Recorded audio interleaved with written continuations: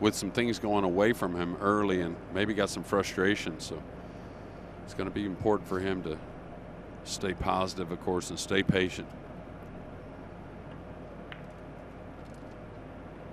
He doesn't want that 2 roaming by the pocket, even though he did get the snooker. He knows the jumping prowess of his opponent in Fedor Gorst. Jayson Shaw, 35 years of age, ranked number 6 in the world.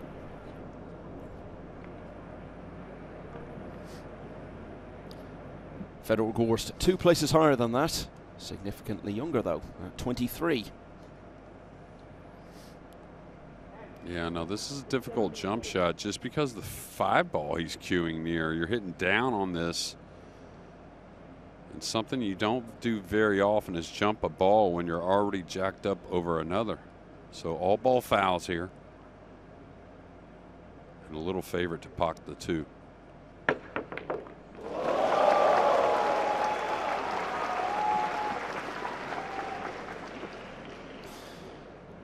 Certainly did that in style, and even if it doesn't lead anywhere,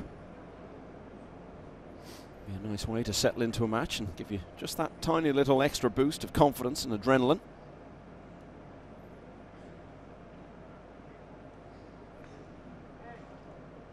Yeah, this is going to be an awkward shot here. He's trying to come across the 3. There's a possibility of a scratch, so he's just going to play it softly, try and get the 3 up. Cue ball on the rail. The reason why the cue ball on the rail is so important, you don't want to leave the bottom of the cue ball for options with a safety. And we saw Gorst bury a big 2-ball bank, and we may see Jayson Shaw go for a bank by the 6, run the cue ball up the table and down.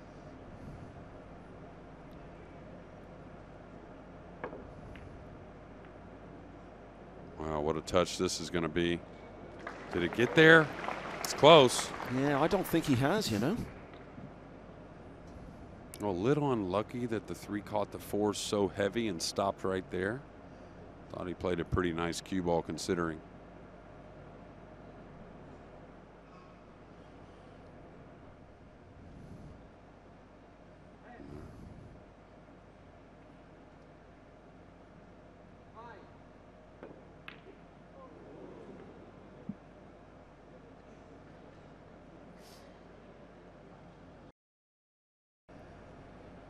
The Rassin.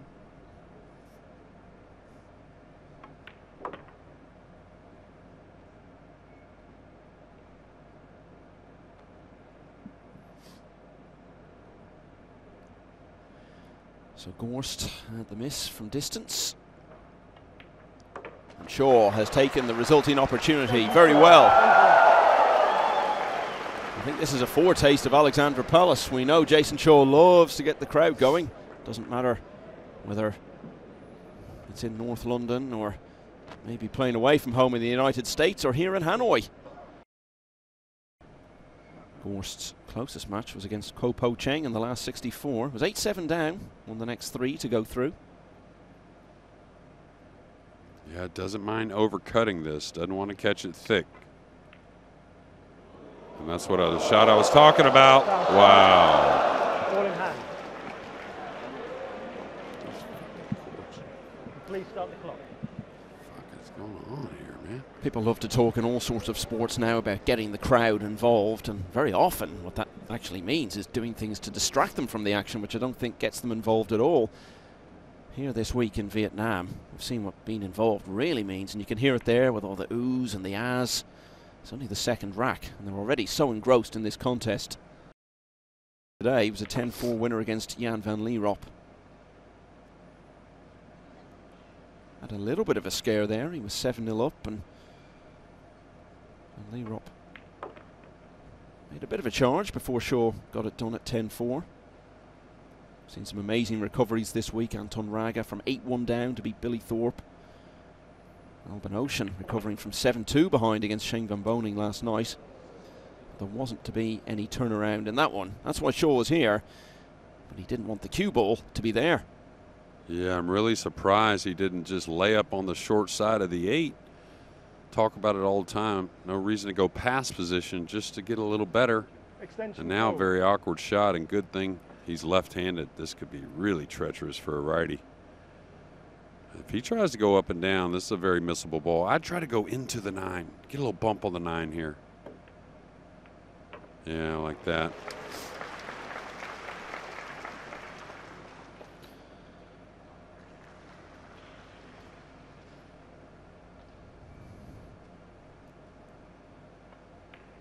Uh-oh. Uh-oh. Well, it's only rack 3, but that's a moment we could really be looking back on. What a chance that was to get the first break and run of the contest. Lead 3-0. As bad a miss as you will ever see from Jayson Shaw, really. Fedor Gorst had nothing left to do. He's potted the 9. It's now 2-1 to Jayson Shaw in this quarterfinal. Now, always talk about the Spaniards and how great they are rail first. By the way, Everin Ray is the greatest rail first player that's ever lived, and it's not even close. But Jayson Shaw, very, very good at this type of shot as well. You knew there was no chance of him making them after that. Well, I'm just going to say he was playing safe. But, I mean, he missed that by some piece. So, maybe pretty fortunate to get, you know, a pretty good roll on a miss. Not one he anticipated. He was definitely going offensive. We talk about rail first. Back in the day when I started to win matches on tour and became a little more friendly with some of the greats, I asked Nick Varner, you know, what do you do with Efren if you come down the end and, you know, there's a sticky situation? He said, let him see a piece of the ball before you let him kick at it. So if that tells you how great he was. All right, going for the cut. Watch the 8 ball. Going to be a close call for the ref.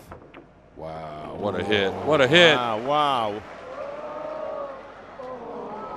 I said watch the 8. I didn't think of it in that regard. I think this has got to get looked at.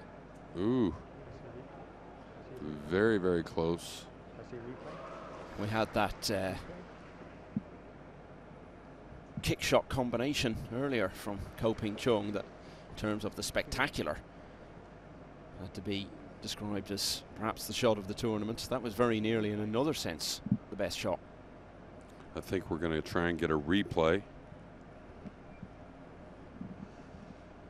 And this one's going to have to get slowed down quite a bit. Normally you can tell by the way the balls react, the 8 it is. I don't know if we can get that from here. Ooh, I don't know. I think that was a bad one. Only reason I say, did you see where the 3 hit on the pocket? It hit the upper side of the pocket. So imagine being able to cut that ball to the upper side from behind it. I think that may be pretty impossible, really. It's so tight, isn't it? We're going to have, Ben, the referee, is telling us they're going to have another look at it. Well, I think Fedor just said what I said. Watch the 3 to the upper side of the pocket. That would be a pretty impossible cut from my little bit of physics knowledge I have.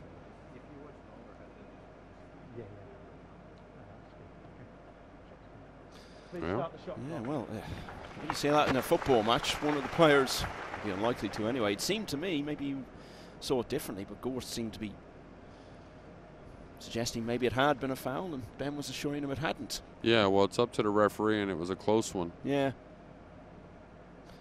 A very close call in the last match on the main table earlier. It was almost impossible to decide, but I think on the margins and probabilities, that one was got right. All right, trying to take his chances that the 4 doesn't hang over the pocket. Ooh, we got a nice little kiss there, maybe. Don't know if the purple 5's in the way or not.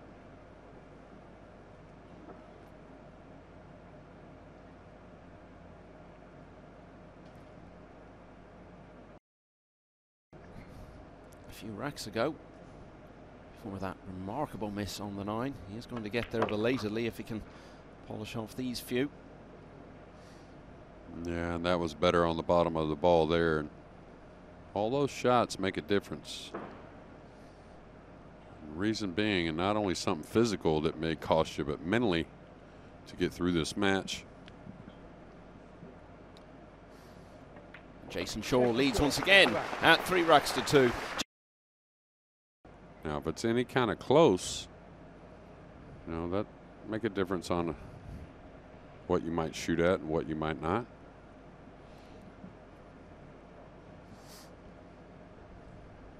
But I almost feel like there's starting to be a little bit of, just like Efren, there used to be an Efren effect, you know, on a player, and I kind of feel like that's starting to grow with Fedor Gorst as well.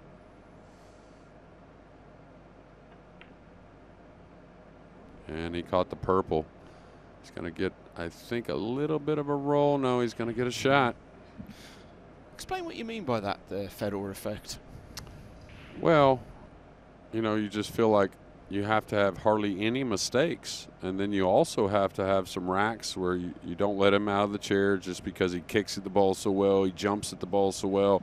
And, you know, if you're kicking with any or playing safe with any of these great players, they're going to get out of it at a certain percentage. And then he breaks so well, he's going to put racks on you.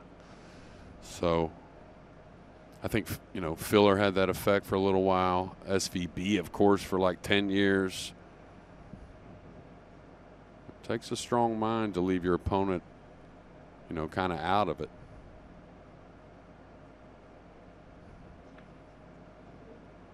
Okay, squeezed that one home. It wasn't exactly perfect. He's gotten a little on top of the three. I think you're going to start to see him slow down a little bit. I think he was playing a little fast these last few games. Fedor Gorst, world champion 4 years ago now, while he was still a teenager. Beat Chang Young Lin in a close final.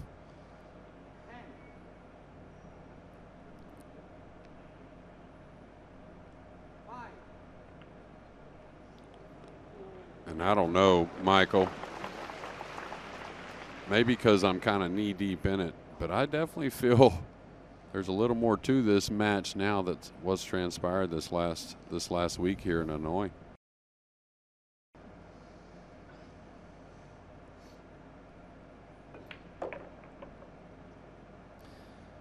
So an eventful start to this one. Fedor Gorst has yet to lead. But he is now level once again against Jayson Shaw in this Hanoi Open quarterfinal. It's 3-all, race to 10.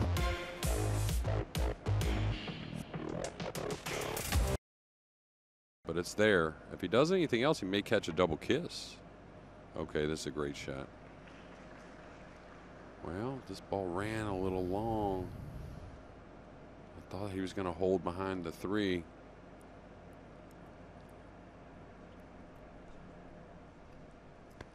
When Jayson first came to the States playing all this 9-ball pool, it was the one kind of area that many thought he lacked. Now, many thought he lacked quite a bit more in. I did not. It just wasn't always the standard safeties, but I think he's one of the best in the game tactically now.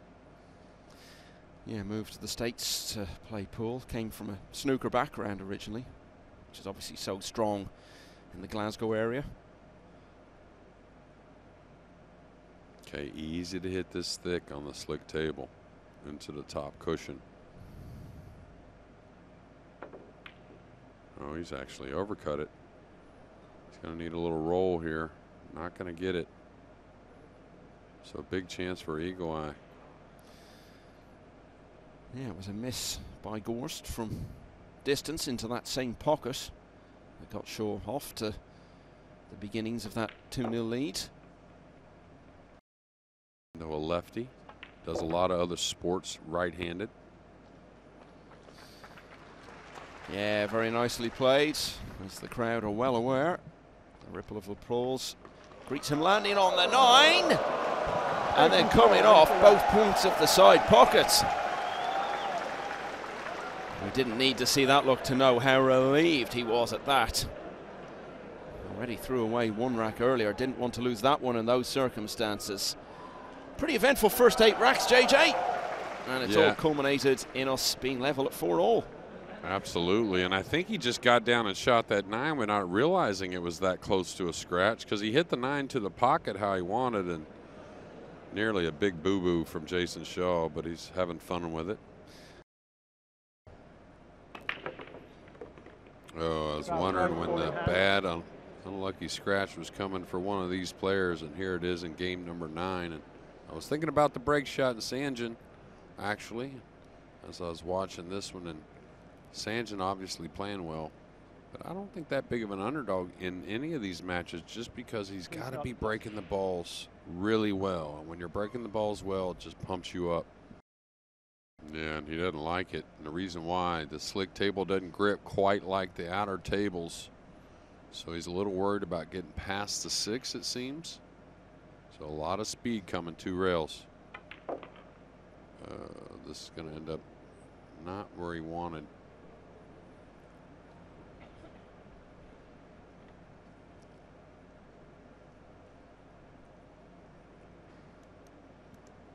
And that all stemmed from that ball in hand I was talking about, Michael, to where he decided to draw over, like I said, instead of putting the cue ball behind the 2. If you're rolling through, not only do you see your mark in your peripheral vision, which is another reason why you usually hit your mark, but always best to follow instead of drawing if you can. That's got to go.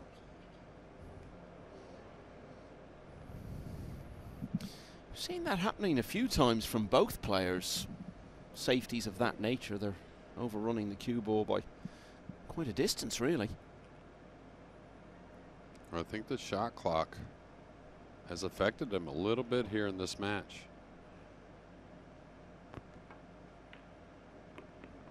And that's almost a perfect example of the shot I was talking, or what I was talking about earlier, with the soft hands of Jayson Shaw. You can see the grips really loose. Makes the pocket a little bigger, I think, when striking the ball.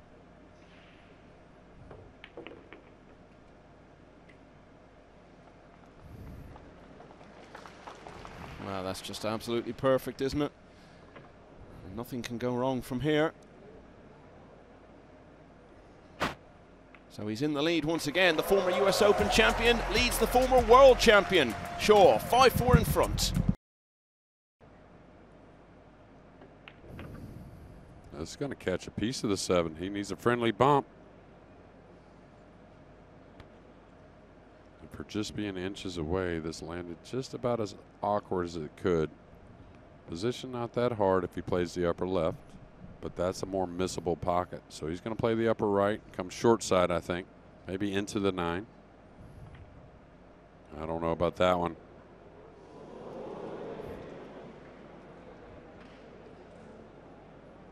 Yeah, well, look at the position, so you can tell really nothing he wanted on that 7 ball. Even if he pocketed, not a real playable shot on the 8. Extension call.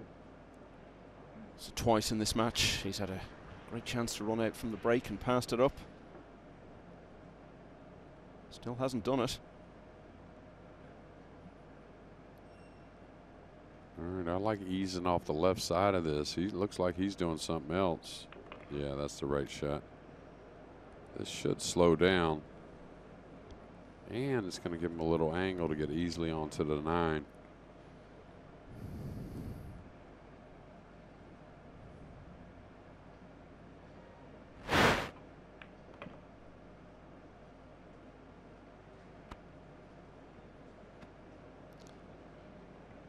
So much has happened already in this match. What looked like happening was Shaw restoring the 2-rack gap he had right at the start of it. Instead of which, Fedor Gorst has levelled once more. It's now 5-all. Doesn't want to hit this with a ton of speed, but he does expect a collision on the cue ball.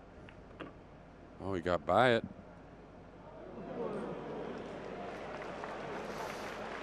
That'll do anytime. You could tell he was going to overrun the pink, but that was all because he, like I said, he expected to collide into the purple 5.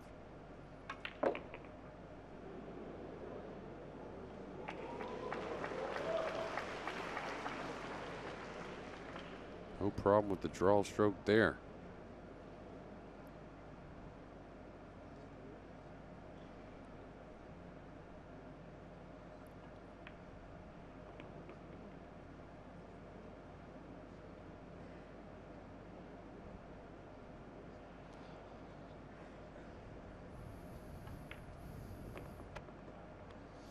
It's not been a match of great swings, has it? Someone winning 3 or 4 in a row. Never been more than 2 racks consecutively. for either player. No one's ever really taken control of it to any great extent. Now Shaw is getting to that stage, if he goes 7-5 here, where if he can just keep it that way and nurse the lead, keep chipping away at it, won't be long before he's fallen over the line. And now he's getting the crowd involved again. So Jayson Shaw won the first 2 racks of the match. So much has happened since then. But here we are, 10 racks later, he's 2 clear again. And he only needs 3 more for a big, big win and a place in the semi-finals. Clearly, if you had said to him before the start of the match, if you win in any circumstances, how do you think that's going to go down? He'd said, well, or he would say, well, surely that's going to make me feel absolutely fantastic. But if he does it by pulling away from 5-all and continuing to play the way he has over these last few racks, he's just going to be on such a massive high going into the semi-final. Right while I was in the middle of saying all that, he's missed the 6. Yeah, and he missed it by some piece there. That was way high. He should know the way the table's playing. He can use the bottom cushion a little bit at that pace and still most likely knock the 6 in. Still getting a little his way, though, overall, even on a miss. Does he go around the 7 here? Does he come above the 7? If he goes around the 7, he's got action to chip the 6 into the 8 and move the cue ball up table. I don't know if that shot's there or not. We'll soon see.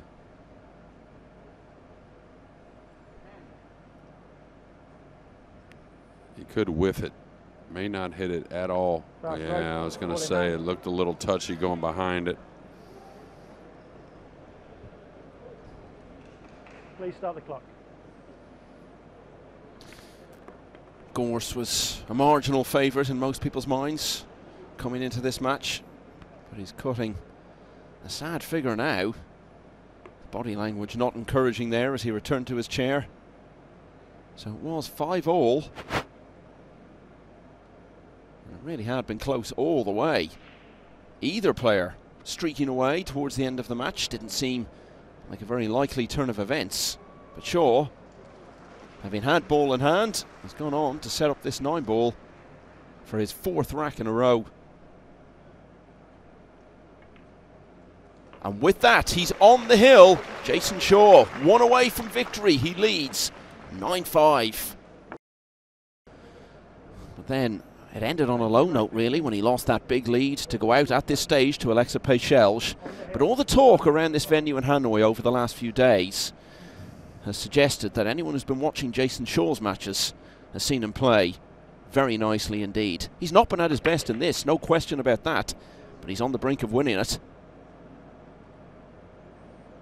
Well, I'll tell you, it wasn't the best contact on the last break, and that one was even worse. Hate to be harsh, but not the way he wanted to go away with his last break in this match. And he's got a lead, but you know, nothing's protected here playing 9-ball pool, especially facing Fedor Gorst. Nice natural angle to move off the 8 like that. Cue ball came a little further than he wanted. Now not so natural. Like you said, no more lives left. Can't afford any little mistake.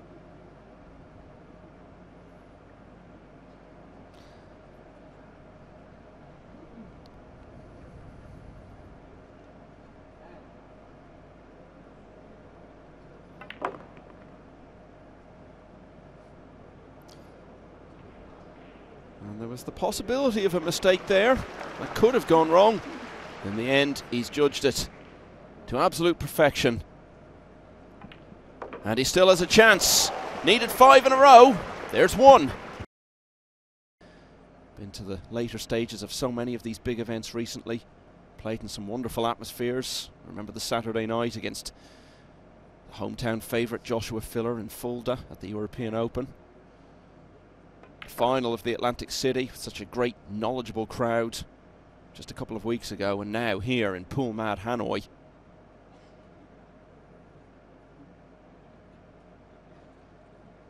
He's got a funny little 6-ball here, Michael. The 9 just doesn't allow perfect, so he may have to play from above, and when he shoots the 6, maybe bump the 8 just slightly.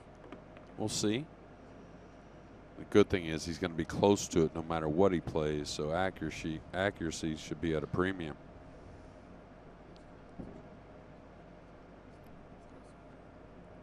Oh, he's got nice. He can hold the ball. He's got real straight here.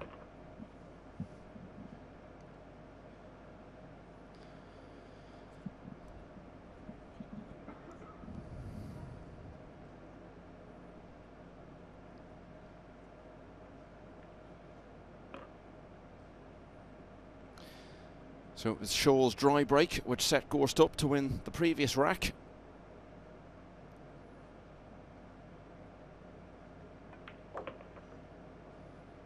It was his own good break which has proved to be the basis of winning this one.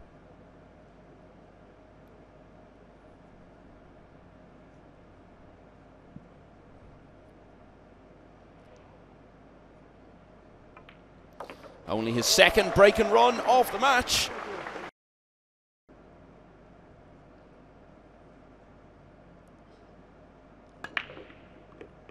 Well, there's the one down, the cue ball near the blue 2 again. 2 down on the break. They're loving every minute of it, aren't they? They've been hearing numbers growing and growing throughout the week.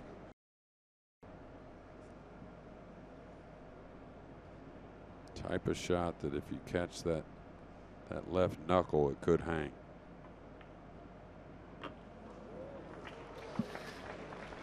Looks like job done here. So only one break and run in the match. Now he's going to have 2 in a row.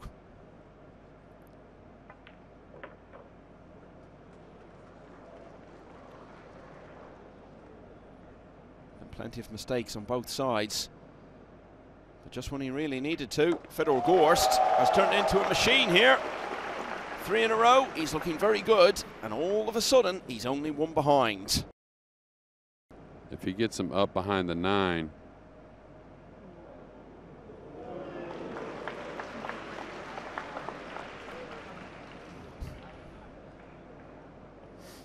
a little surprised on that safety from Fedor a moment ago that he didn't split the 2 in the cue ball a little more, playing more of a cut shot. Only reason being is just a little more room for error with the safety that way.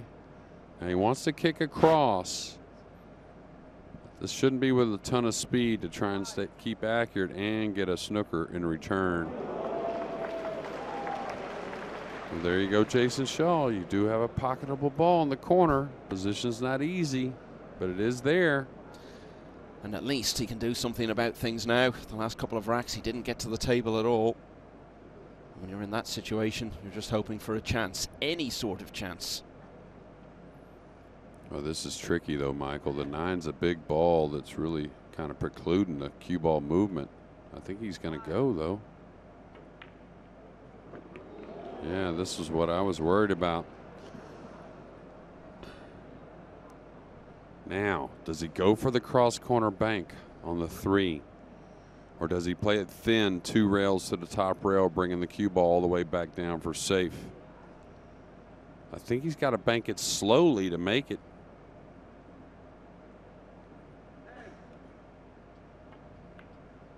He's going to play the safety. This isn't enough speed, especially for the jump cue from Fedor Gorst. There's certainly a window there. And you wonder about the shot on the 2. Like, I'd like to ask Jayson, of course, if he wins the match, it's easy. Might have to wait a while if he doesn't. But like what he was thinking on the 2 to get on the 3 right there. He hit the 2 how he wanted it to look like. It went right into the 9. But where did he intend to go with it? Okay, so now it's Gorst's chance.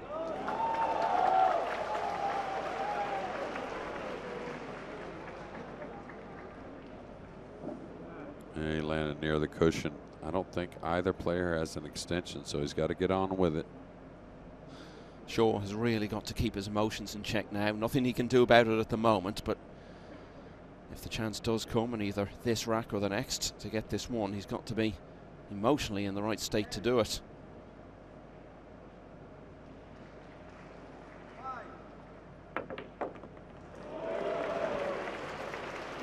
I know our clock guy is on point, but when he announces 10, it seems like he gets to 5 pretty quick, in my opinion. But he's been consistent with it, so I'm sure it's on point. This is treacherous as well. He's got to draw 1 rail over between the 7-9. If he contacts the 7 coming back, you can see the 9 could be a problem.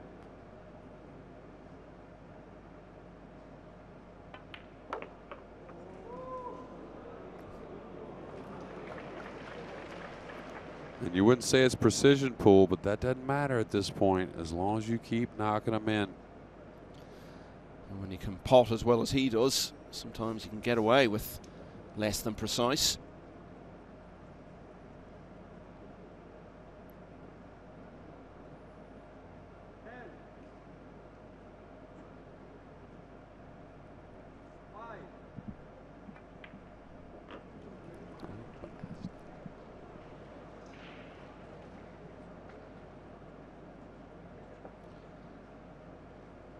Yeah, and another question mark, does he follow the ball on the slick table? You'll see more misses with the follow stroke from the guys than the draw stroke normally, and both an option here. Normally he would follow 2 rails out here.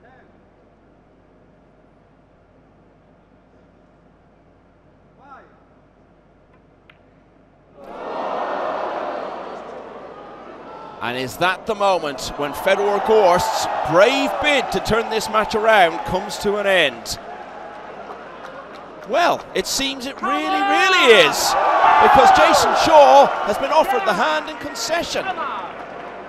Still needed to take care of the 7, 8, 9. It was about as routine as you could hope it to be, but he's not even going to have to do it. It was such a close contest for half of that match, all the way up to 5-all. Then Jayson Shaw pulled away to 9-5. Fedor Gorst got one back, then had a couple of breaking runs.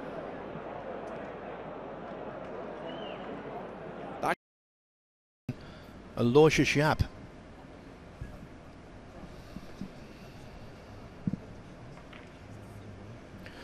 Oh, now then, needing to put a little bit more pace into the cue ball to get the white past the middle pocket.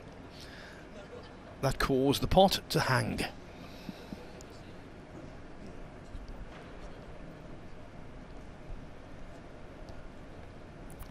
Probably a little bit of inexperience there on this TV table, because he could have just held the cue ball and pinched it. Didn't need to play it that firm.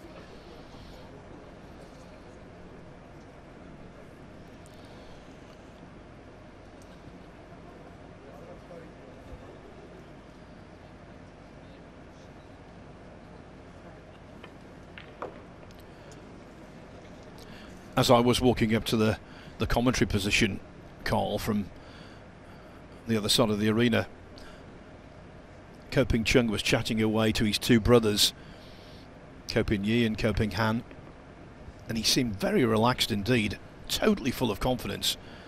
And after what he's achieved in recent times, I'm not surprised.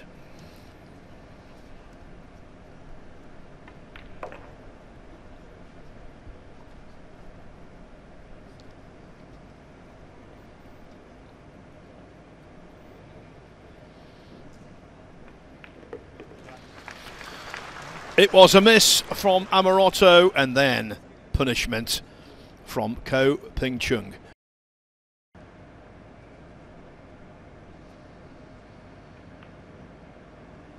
Oh, now then, he applied side, he had to. It was running side. That makes the pot just a little bit more complex, but even so, that was a really surprising miss. Yeah, just been slightly off his game today. Really has. And at 9-8 out, 9-8 down rather against Lechner, he was a little bit fortunate. He got left that opportunity to play the kick combo, which he made the 9. Then the next break he broke off. The 9 went near the pocket, so he only had to pot 1 ball and then play the combo again. This will help settle Amoroto down, though. Indeed it will. Just 3 balls potted.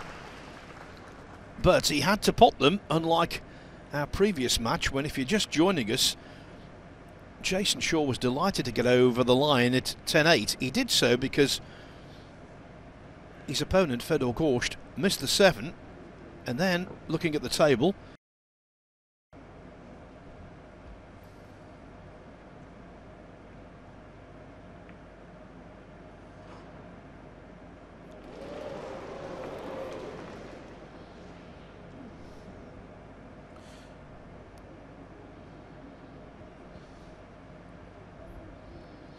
it's very early in the piece, Carl, but you get the feeling this could be a really important rack.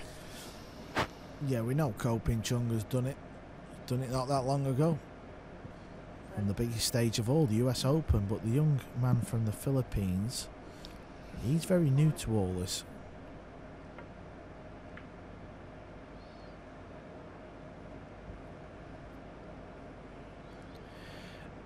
The pot has been left. It's not a gimme, of course not. But for Ko Ping Chung, this should be meat and potatoes.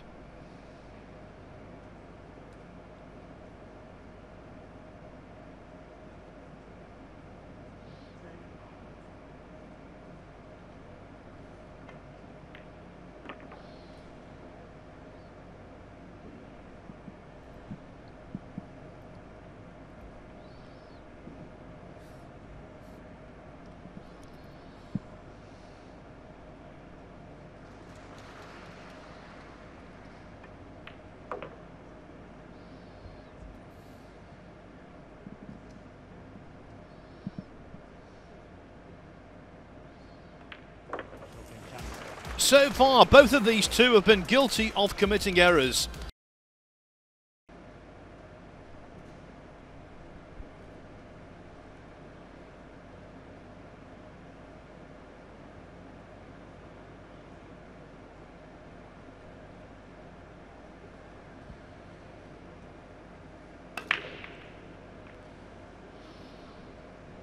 Where's the 9? Oh ho ho ho! You are golden. It is very abruptly 3 racks each. Nothing like a golden break to wake everyone up. It was 3-1 to Ko Ping Chung. Now, though, that advantage has been very swiftly erased. That's the preserve of Mark Williams. It's a risky business, though. You've only got to mistime that and you look foolish.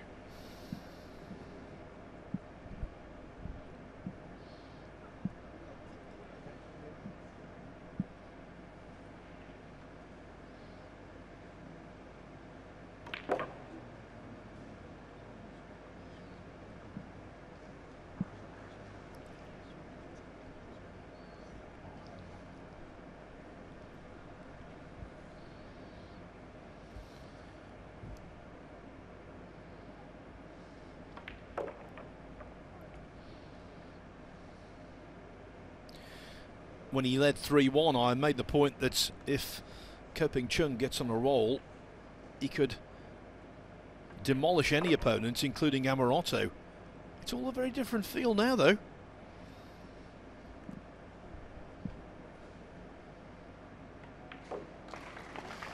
That is golden break in rack 6, followed by a very accomplished break and run out in the 7th.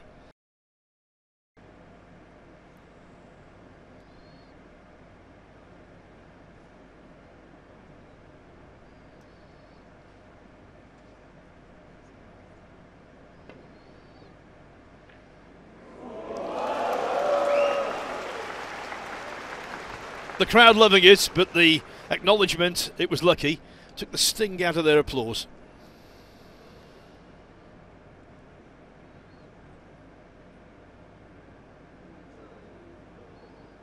One of yours, Carl. Well, yeah, I mean, he held his hand up, but there's always a chance of it going in that pocket. That didn't go in clean. This is what I mean, he's just not quite cueing the ball sweet yet. He'll grind away though. This is what you've got to do to win pool tournaments. You don't play your A game every match. As he misses the 7, is he going to get lucky? He isn't. This is a chance for the young man. He seemed to lurch at that. Very unconvincing. Both players struggling in this second semi-final, quarter-final rather, to get to the semi-final. This will settle him down. Yeah, that's better. Needs to get past the 8. No one can take control of the match, Phil. And even in potting that 7, he was jumpy.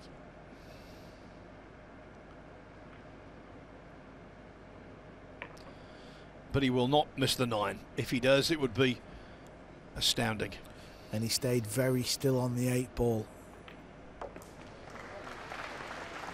Ko Ping-chung cannot complain about a lack of chances. Particularly missing the 7 was unforgivable. Kyle Amoroto, the outsider, could he cause a major upset as he did earlier this week when he beat Shane Van Boening?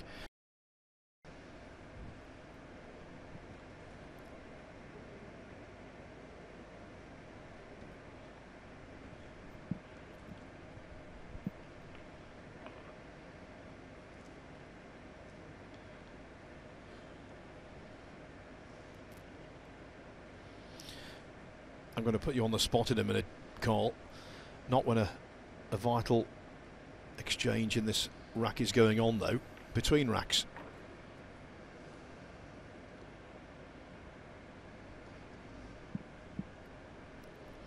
Should play this into the bottom left, because at the right pace he'll be able to cheat the pocket enough. Don't want to play this ball hard,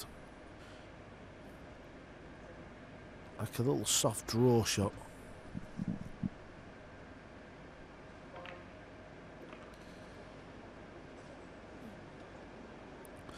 Also, we have shot clock referee just outside of vision, and when 10 seconds and 5 seconds is here, they shout out. So also players, Phil, have to be aware of this, because upon backstroke you don't want to hear that being shouted out. That would make you jump. Well, that was the case when Fedor Gorst missed the 7 ball in the last rack against Jayson Shaw. The timekeeper quite correctly called out 5 seconds just as he pulled the cue back. The timekeeper was doing his job. He did nothing incorrect. Maybe it affected Gorst because he missed the 7 by quite some distance and promptly conceded. Yeah, and this is awkward. That's the shot he's faced with. Looks quite easy from there, but this is thinner. It's a bigger cutback, and he'll play this with right spin, so you've got to allow for that. Yeah, good shot. Does the fight back start here? 8-4 down.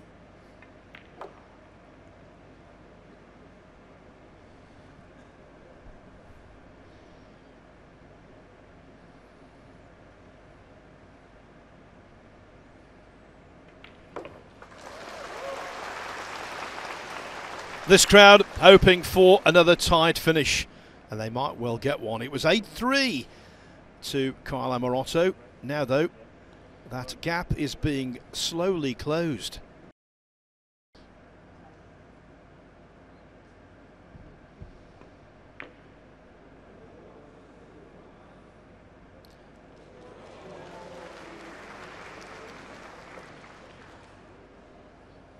I'll tell you what, this is a fact.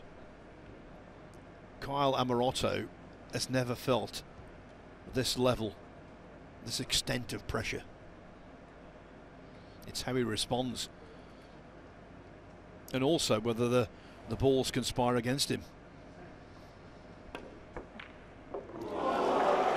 Well, there they said, come on, get this job done. What a shot that was. Incredible shot.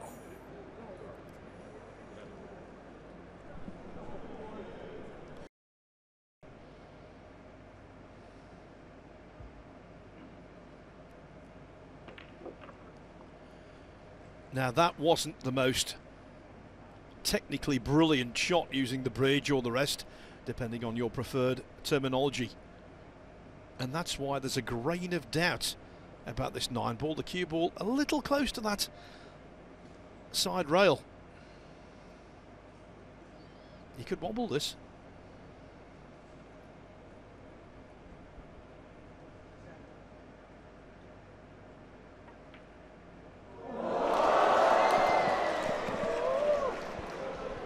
What a moment, Phil. What a moment. Well, the cue delivery with the rest was very, very jerky indeed. And I'm not going to say I saw it coming, but I thought there was a possibility. And there you are.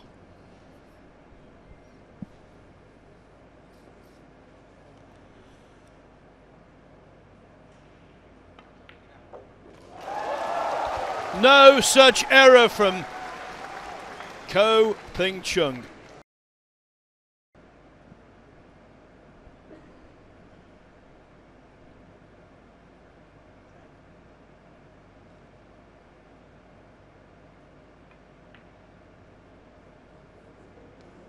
And prudently doing that.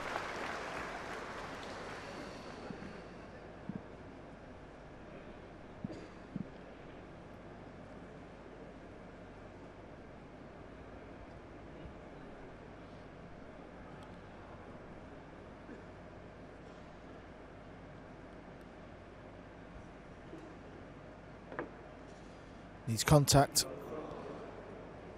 Always going to be difficult to hit there.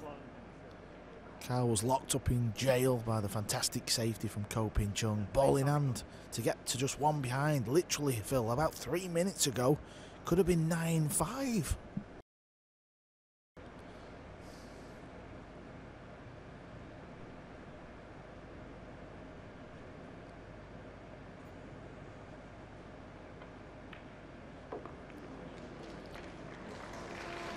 This is not exactly a massive call. I think he's playing better now than at any point in the match. Well, this is what the top boys do, Phil.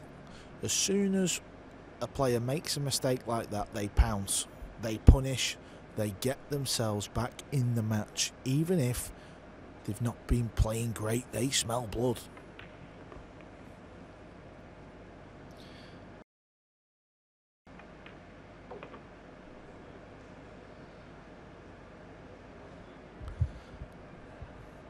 How many times do we see this, though?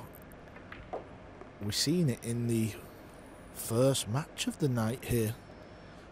The comeback from Fedor Gorst right at the end. Just like flicking a switch, Phil. A match can turn on its head just like this one. Yes, the revival of Fedor Gorst ultimately failed against Jayson Shaw, but you can't escape the feeling this one might be successful. Only because I think he has to play it into the rail, so that feels... He can start to play mind games on you. He may have to strike down on the cue ball. He's trying to pull the cue ball over towards that purple 5. Yeah, and it's easy to fire it in the rail, and he's left Ko Ping Chung a chance. The crowd are doing our job for us, aren't they? They're letting out their emotions. These tables are super fast. That's why he's striking down on the cue ball. He can't just roll this ball in. He's got to kill this. Oh boy, the cue ball excellence from Ko there. He made that look very easy. Believe me, when you stood behind it, your timing has to be perfect. Because if you decelerate, there's a great chance you might overcut the ball.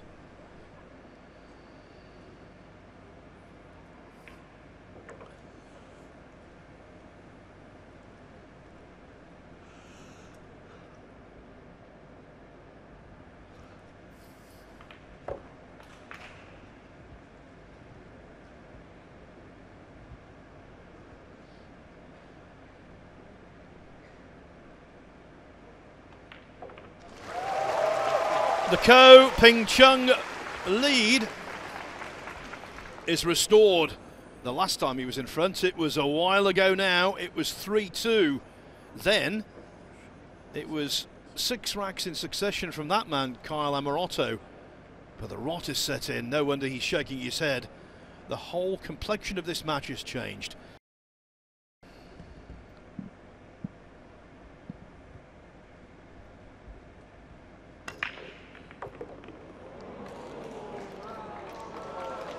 He's on this, Phil. He has found the gap again in this match. It's all about the gap finder. Ko has found it. This is a chance for the match. This is completely stealing a catchphrase, but maybe it's a case of stop the car.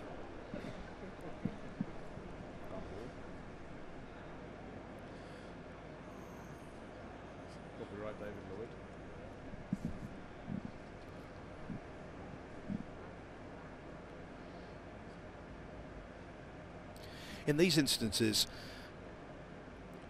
it's easy to say, yeah, Ko Ping-chung feeling great. How bad will Kyle Amoroto feel in the next few moments if indeed Ko clears up?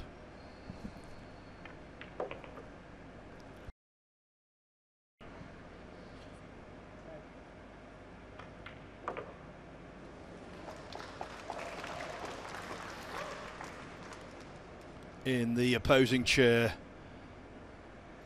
it's that sinking feeling. Well, I think we're watching the best player in the world at the minute, Phil. He's the man in form. If he's not winning tournaments, he's there at the depth. Even when he's losing by big score lines, he's got the ability to just flick the switch, turn it around and get the win. That is what he has done here in this quarter-final. Allowing himself a premature celebration, but you can't blame him. How about that? 7 racks in succession from the US Open champion, Ko Ping-chung. He was 8-3 adrift. He was 1 foot out of the door, but then came rack 14. Poor Kyle Amoroto